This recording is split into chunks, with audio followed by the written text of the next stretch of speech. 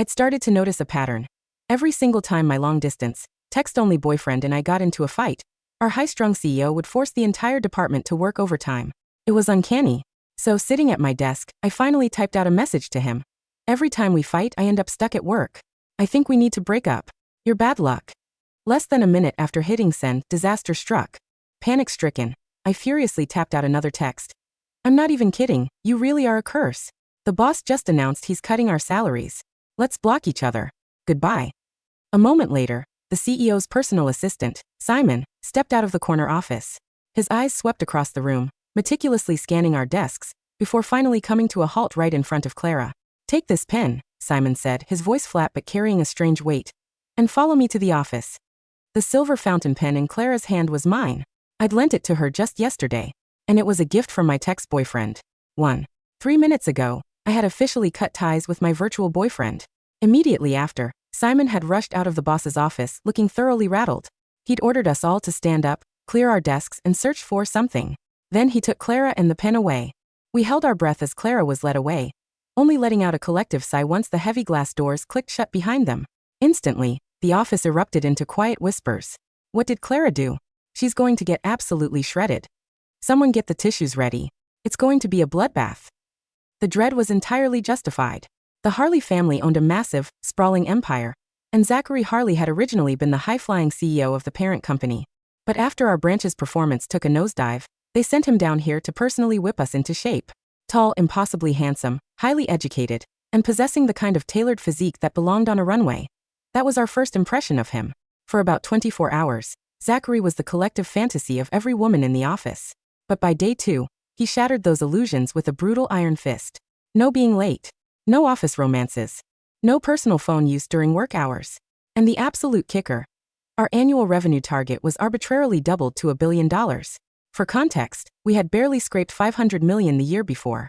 He was ruthless, treating performance metrics like a matter of life and death, moving through the office like a flawlessly programmed, unfeeling machine. People went into his office with forced smiles and came out in tears. If you did well, he expected better. If you fell short, he tore you to shreds without a second thought. He was our resident Grim Reaper. Under the crushing weight of this daily anxiety, I had turned to a coping mechanism. A secret online relationship. It had started as a complete accident. My cousin had gotten a new number, and when I went to add him on WhatsApp, I mistyped a digit. Surprisingly, the stranger on the other end accepted my request anyway. Assuming it was my cousin, I immediately fired off a barrage of random texts. The only response I got was a single question mark. Pissed off, I snapped back. What is your problem? Wanna fight? Keep it up and see what happens. The stranger replied with another silent question mark. A prickle of unease set in. I tapped on his profile picture and scrolled down. It was completely blank. No status updates, no photos, nothing like my cousin, who posted every single detail of his mundane life. My stomach sank. Oh God. Cringing, I typed. I am so incredibly sorry. Wrong number. Can I buy you a coffee to make up for it? I sent him a quick Venmo of $5. He immediately sent back $50. Intriguing. I decided I liked him already. After a few more exchanges, I realized there was something uniquely captivating about him. Despite never having met, we fit together with an ease that felt almost predestined. We didn't share names, photos, or occupations. We were looking for a connection of the mind, a sanctuary from our real lives.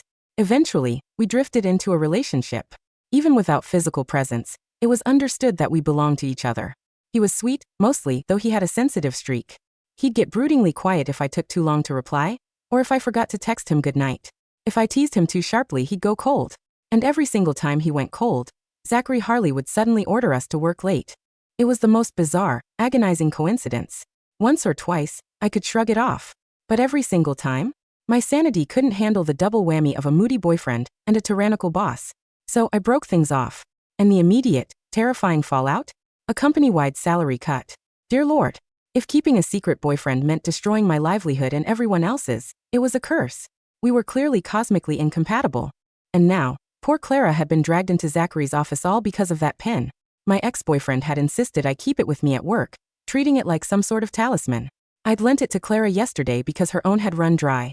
Dating that man was a hazard to myself and everyone around me. A short while later, the heavy door swung open. Clara emerged, not crying, not trembling, but with a soft, triumphant smile gracing her lips. Simon walked a half step behind her. Usually, Simon was a carbon copy of Zachary. Starched shirt, unapproachable, and utterly humorless. But right now, he was hovering behind Clara like a well-trained puppy. Clearing his throat, Simon announced to the room. The pay cuts have been rescinded. No overtime tonight, and Mr. Harley is treating the entire department to dinner. Before we could process the sudden miracle, he added. Also, Clara has been promoted to assistant project lead. He paused, letting the words hang in the air, before delivering the coup de grace. And Clara is officially Mr. Harley's girlfriend. The silence in the room was absolute. Clara had only been with the company for 6 months, while I had poured 5 years of sweat and tears into my desk just to earn that exact same title. But who was going to complain? When a man as powerful and cold as Zachary Harley decided to show blatant favoritism to his woman, there was no room for logic. It was less about jealousy and more about awe. Within seconds, the spell broke. My co-workers abandoned their keyboards and swarmed Clara, showering her with sugary praise. Clara, oh my gosh, are you really dating Mr. Harley? How did you do it? How did you tame the beast? Seriously, you saved our lives today. We owe you big time. Clara stood at the center of the storm, playing the part of the demure, blushing maiden perfectly. I had no desire to join the parade. Stepping away, I quietly checked my phone. Nothing. No texts, no desperate pleas. My virtual relationship was officially dead. I headed toward the break room to get a coffee, but before I could make my escape, Clara parted her sea of admirers and walked straight up to me. Gwen, she said, her voice dripping with sweet courtesy. Yes. I asked, keeping my tone polite. She smoothed her dark red lipstick, looking momentarily hesitant. I wanted to ask you. That silver pen you lent me yesterday. Was it a gift from your boyfriend? Yeah, I replied simply. My online boyfriend. Clara leaned in a fraction closer, her eyes scanning mine. Do you know what he looks like? Or his real name? No. That's kind of the point of the whole anonymous dating thing. I gave her a curious look. Did the pen cause some sort of problem in there? Oh no. Mr. Harley didn't mind at all, she said quickly, her smile returning. Actually, I really love the way it writes. Would you be willing to sell it to me? I didn't care about the pen anymore, nor did I want to know what it had cost him, though the weight of the metal suggested it wasn't cheap. Don't worry about it, I said, shrugging. If you like it, keep it. Keeping it would only remind me of a dead relationship. But, your boyfriend gave it to you, she pressed, tilting her head. We broke up. Why? I leaned in and whispered, bad feng shui. The universe basically told me he was a hazard to my health. Clara looked deeply pensive. I see. Would you mind telling me a bit more about him? What was he like? Seeing my raised eyebrow, she quickly softened her expression. I know it's a weird question. It's just, I haven't had much relationship experience, and sometimes with Mr. Harley, I find it so hard to read him. I'm trying to understand how men think. I took a sip of my coffee and offered a polite, distant smile. You're gorgeous, Clara. I don't think you'll have any trouble figuring him out. Now, if you'll excuse me, I should get back to work. The restaurant Zachary booked was the most expensive steakhouse in the city. It was a classic power move, really, buying our goodwill to ensure his new girlfriend had a smooth ride at the company. Clara sat closely by his side, practically dripping in newly acquired diamonds that caught the candlelight. Zachary watched her with a softened intensity that felt entirely out of character. Who would have thought our resident monster was actually a hopeless romantic under all that starch? As luck would have it, the moment dinner ended, the heavens opened up in a torrential downpour. My colleagues paired up under shared umbrellas and dispersed into the wet night. Having forgotten my own, I stood stranded under the restaurant's awning, watching the sheets of rain. Let me give you a ride.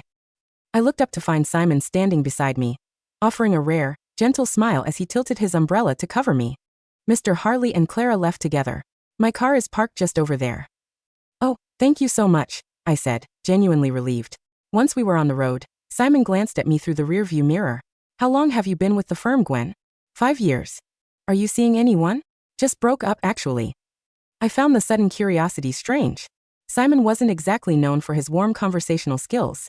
Clara was just promoted to assistant lead, Simon said, keeping his eyes on the road. Since she's still relatively new, I was hoping you could help guide her through the ropes of this next project. Ah, there it was. Of course, I replied a little dryly. She's the boss's girlfriend. I know how the game works. Actually, Gwen, that's not what I meant at all. Simon met my gaze in the mirror. Rachel is going on maternity leave soon. When she does, her position as project lead will be vacant. Personally, I'm hoping you'll be the one to fill it. A subtle hint, but a welcome one. Given my track record, I deserved that spot. Thank you, Simon. I'll make sure to put my best foot forward. For the new campaign, Clara and I were co-leads, each handling half of the workload. She took the preliminary market research and strategy, while I handled the execution and financial projections. Once compiled, the final report had to be personally presented to Zachary. Clara insisted on handling the presentation herself. Normally, presenting to Zachary was the corporate equivalent of walking the plank. We used to pass the duty around like a hot potato. But since she was the golden girl now, I was more than happy to let her take the spotlight. When she finally emerged from his office, however, her face was completely drained of color. She walked back toward our cubicles with heavy, dragging steps. A bad feeling settled in my stomach. Did being the boss's girlfriend not shield her from his wrath? Clara, are you okay? I asked, rising from my chair. Gwen, I need a massive favor. Please, you have to help me, she pleaded, her eyes welling with tears as if she were the victim of some grand tragedy. What's going on? I made a really stupid mistake on the first half of the report. I didn't realize we had to use this year's projected metrics. I just used last year's closed data. When Mr. Harley started losing his temper, I got so scared. I told him that part was yours. I stared at her, utterly speechless. You did what? Clara grabbed my forearm, squeezing it tightly. He wants to see you in his office right now. Please, Gwen, just take the fall for this one time. I'll buy you dinner, I promise. My cubicle neighbor, Zoe, nudged my foot under the desk, shooting me a warning look. But seeing Clara's frantic state, and knowing the power dynamic, I let out a tired sigh and nodded. Fine. Oh, thank you so much, Gwen. Her tears vanished instantly. She spun on her heel, her perfectly curled hair bouncing as she practically skipped away. Zoe gave me a look of pure sympathy. She's the boss's girl, she whispered. We can't win. Good luck, Gwen. Fight hard. Bracing myself for the worst, I marched toward the lion's den. Zachary's office was decorated in stark, oppressive shades of charcoal and slate, designed to make visitors feel small. He sat behind his massive desk, radiating a cold, lethal aura. He didn't even bother to look up when the door clicked shut. Took you long enough. Are you physically incapable of walking at a normal pace? Just pretend he's yelling at Clara. I chanted silently to myself. It's fine. How long have you been with this company? Zachary asked, his voice sharp with irritation. 5 years. I stammered, hating how small I sounded. 5 years? And you present this utter garbage. He picked up the heavy binder and tossed it. It skittered across the polished floor, stopping right at my feet. I bent down to retrieve it, and as I stood up, my eyes met his. His gaze was icy, razor-sharp, and entirely unyielding. 5 years of experience, and you make a rookie mistake like this? Do you honestly believe you're still an asset to this department? Terrified and utterly overwhelmed, my brain short-circuited. Yes, sir. You're right. I'm an idiot. Simon slipped into the office carrying a stack of folders. He took one look at my pale face and frowned slightly. The second half of this report is acceptable, Zachary continued, relentless in his criticism. But the beginning is a complete disaster. If you don't want to do your job, Gwen, let me know. Actually, sir, Gwen is one of our most reliable seniors. This seems unlike her, Simon interjected gently, trying to throw me a lifeline. Wasn't this a joint project with Clara? Zachary glared at his assistant as if Simon had suddenly grown a second head. My eyes drifted to the desk, landing on the fountain pen gripped in Zachary's hand. A jolt went through me. It was incredibly familiar, nearly identical to the vintage pen I'd bought for my ex-boyfriend. I'd spent hours hunting it down in an antique shop, and the owner had sworn it was a one-of-a-kind piece. Before my rational mind could stop me, the words slipped out. Does that pen write well? Zachary's expression hardened even further. Mind your own business, Gwen. He snapped the file closed. You're working overtime tonight. Don't even think about leaving until this is fixed. When Zachary gave an order, there was no negotiating. Clara was nowhere to be found for the rest of the afternoon.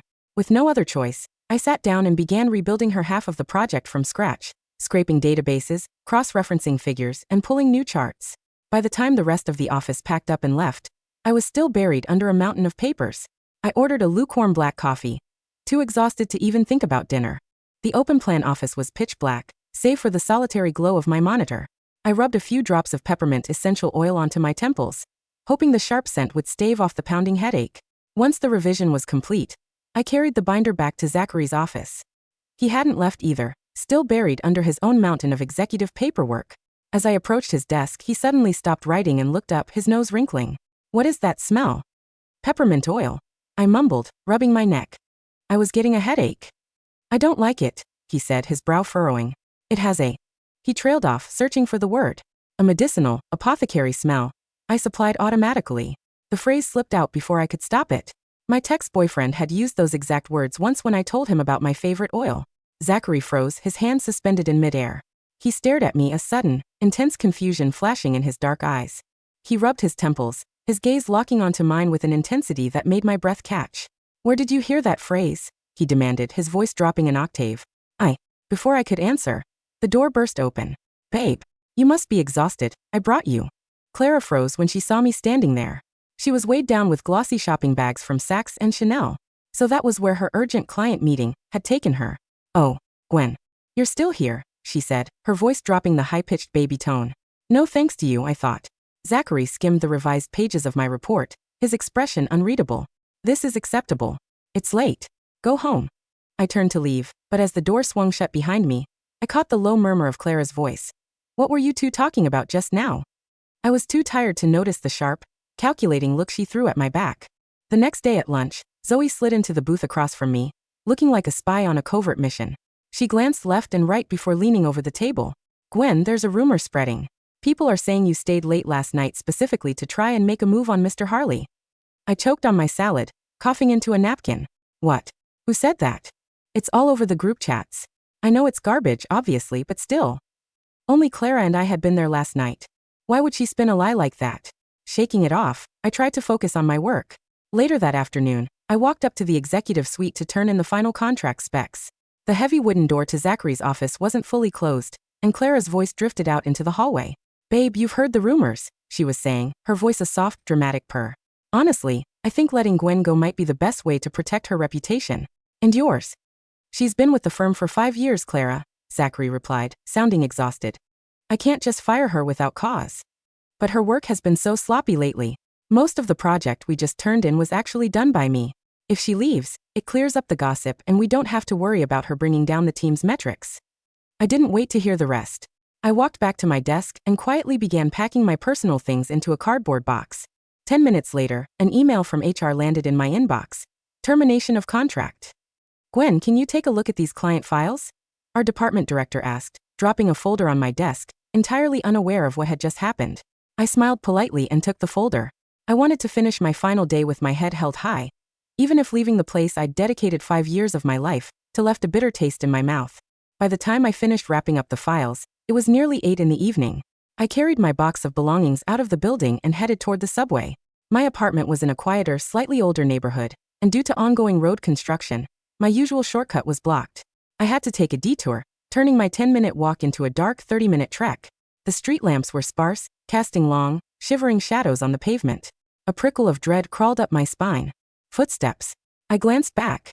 A dark silhouette quickly melted into the shadow of an alleyway. My heart hammered against my ribs, my knees turning to jelly. Trembling, I pulled out my phone and went to my contacts. At the very top of my list was the phone number my ex-boyfriend had given me. If you're ever in trouble, he'd written months ago, call this. I don't care what time it is. I'll find you. With no other options, I pressed dial. The pavement was slick beneath my boots, reflecting the yellow glow of the sparse, flickering street lamps like grease on a hot griddle. Behind me, the footsteps were irregular, heavy, and too close. Every time I accelerated my pace, the scraping of leather on wet asphalt behind me mirrored my movement. My chest was tight, my breathing shallow, and the cardboard box of my personal belongings felt like 100 pounds of lead in my arms. My phone screen was damp with rain as I swiped through my contacts, my thumb hovering over the only number that represented safety. If you're ever in trouble, call this. I don't care what time it is. I'll find you. I hit dial. The line rang once, twice, and then a bizarre metallic double tone cut through the quiet of the empty street. It wasn't just coming from the receiver pressed against my ear. It was echoing from the road behind me, a sharp, mechanical ring that bounced off the wet brick walls of the adjacent alley. A black SUV, its headlights off, rounded the corner of the detour, its tires splashing a sheet of dirty water across the curb. The heavy passenger door threw open before the vehicle had even come to a complete halt. Get in, a voice commanded. It wasn't the voice of a stalker. It was a low, gravelly baritone that I had spent the last 5 years dodging in boardrooms and the last 6 months dreaming about in my bed. Zachary Harley. He was sitting in the driver's seat, his expensive wool coat thrown over the console, his white linen shirt slightly open at the collar. In his right hand, his phone was lit up, displaying an active call to a contact saved simply as my wrong number. I stood frozen on the sidewalk, my cardboard box clutched to my chest, the rain dripping from the brim of my hood directly into my collar. I said, get in, Gwen, Zachary repeated, his voice dropping an octave, carrying a raw, jagged edge of panic that I had never heard in the office. He reached across the passenger seat, his long, elegant fingers grabbing my wrist and pulling me into the leather-scented warmth of the car. The heavy door slammed shut, sealing us in a quiet, climate-controlled silence that smelled of cedarwood, expensive leather, and the faint, unmistakable trace of peppermint oil. I sat in the passenger seat, my box of folders and my ceramic mug resting on my lap, my eyes wide as I stared at the phone screen in his hand. You. I whispered, my voice cracked from the cold. It's you. Zachary didn't answer immediately. He stared at his phone, his thumb slowly sliding across the screen to end the call. The line went dead, the static in my ear vanishing into the hum of the car's engine. The footsteps, he said, his eyes still fixed on the screen, his knuckles white as he gripped the steering wheel. The man behind you. He was one of Clara's associates. A private investigator she hired to follow you after you left the building. My breath caught. Clara? Why would Clara hire someone to follow me? Zachary finally turned his head to look at me. His dark eyes were wide, wild, with a mixture of anger, confusion, and a deep, boiling frustration that seemed to shake his entire frame. Because, he said, his voice dropping into that quiet, dangerous register, she realized that the silver fountain pen she stole from your desk didn't belong to her, and she was terrified that you were going to tell me the truth. The ride to my apartment was silent, but the air inside the SUV was charged with a high-voltage tension that made my skin tingle. Zachary drove with a cold, mechanical precision, his eyes locked onto the road, his jaw set in a hard, rigid line. He didn't look at me, but every few seconds, his right hand would reach toward his leather console, his fingers rotating the silver fountain pen, 3 times clockwise, a brief tap of the cap against his thumb, and then 3 times back.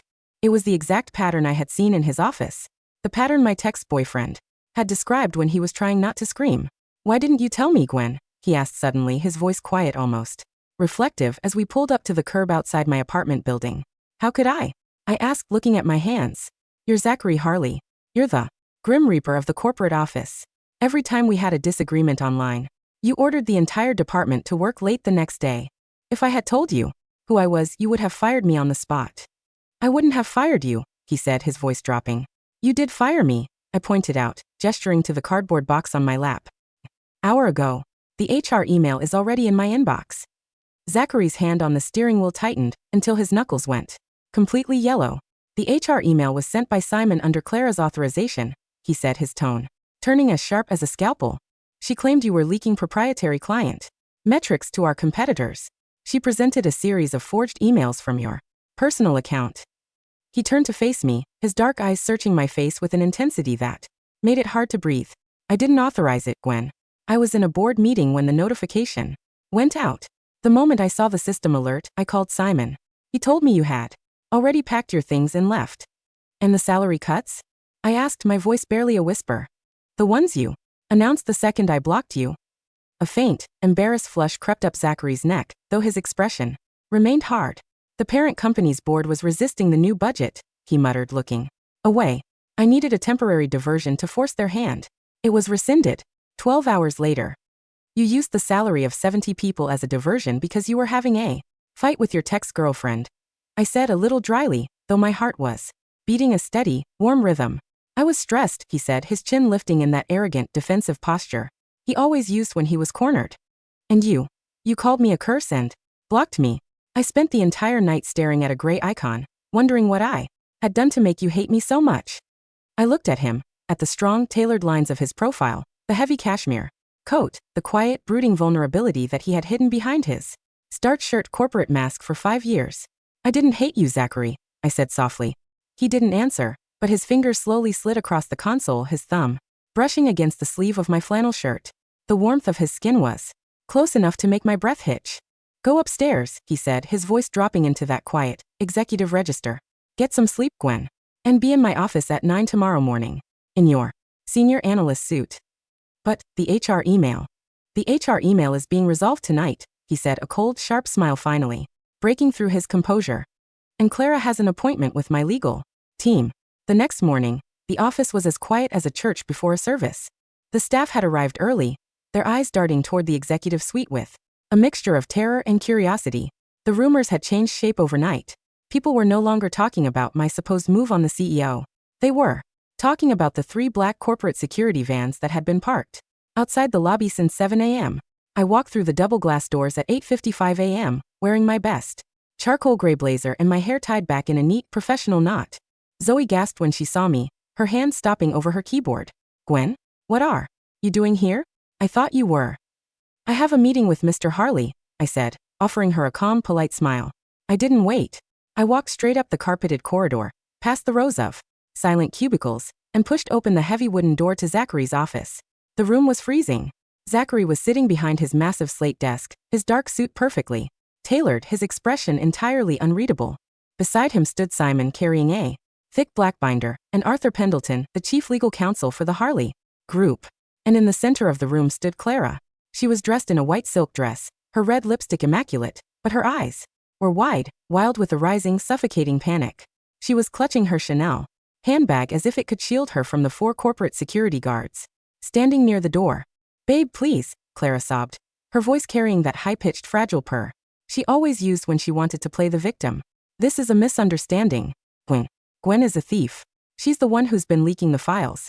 She's just trying to frame me because she's jealous of our relationship." Zachary didn't look at her. He was holding the silver fountain pen, rotating it clockwise 3 times. "Clara," he said, his voice quiet, sounding like ice cracking under a heavy boot. "I have a few questions for you about our relationship." Clara blinked, her tears pausing for a fraction of a second. "What?" "Of course. Benny, anything. You know I love you." "Our first exchange," Zachary said, leaning back in his leather chair. 3 years ago. On WhatsApp. Do you remember what you sent me?" Clara's hand went to her collarbone, her fingers twisting her pearl necklace. "Oh, it was a sweet message, wasn't it? I said I was so glad we connected." "No," Zachary said, his voice dropping an octave. "You didn't. Gwen sent me a barrage of random texts assuming I was her cousin. And when I replied with a question mark, she asked if I wanted to fight." A few of the security guards in the corner of the room let out soft, stifled coughs to hide their amusement. Clara's face went completely pale. Her hand dropped from her necklace, her fingers trembling against her handbag. I was just joking back then, Zach. I don't remember the exact words." "And the coffee?" Zachary continued, his dark eyes locking onto hers with a lethal intensity. "The apology? You sent me a quick transfer to apologize for the wrong number. Do you remember the amount?"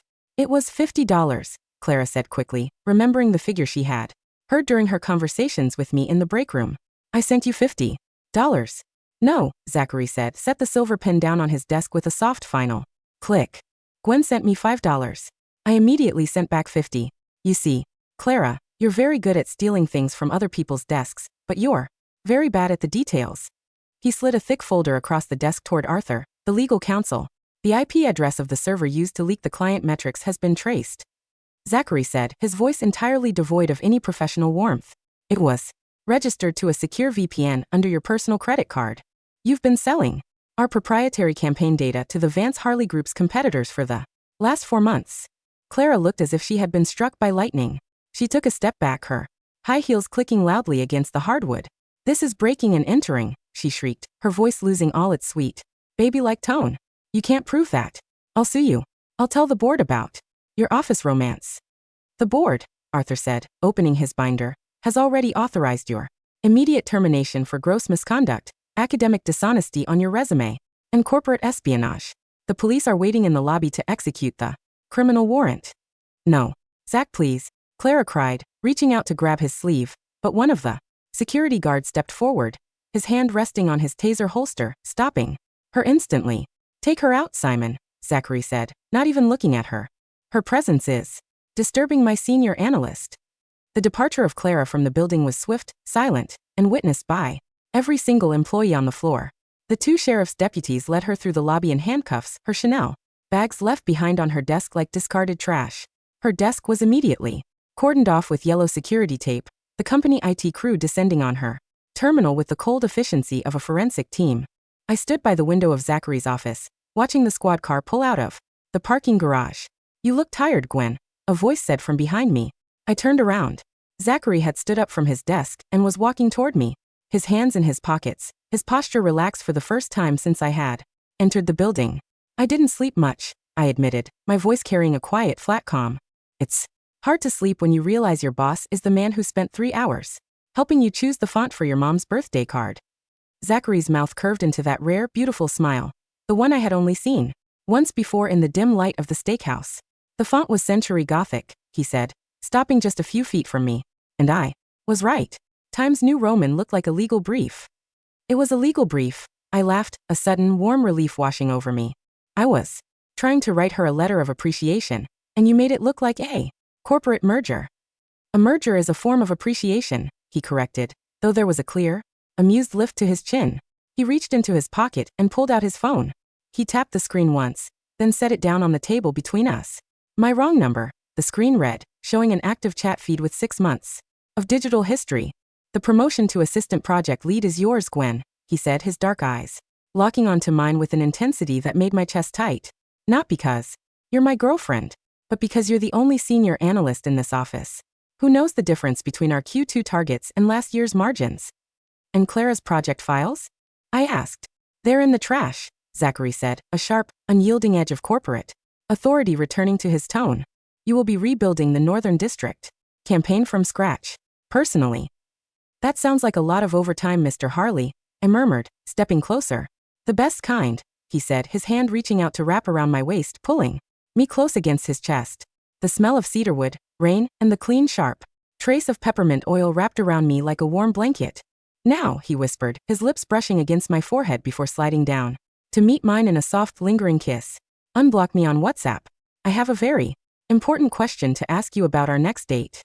3 months later, the LA branch of Harley Marketing had officially doubled its revenue targets, bringing in the first ever $1 billion valuation for the local office. The Grim Reaper was still there. Zachary hadn't suddenly turned into a soft, easygoing manager.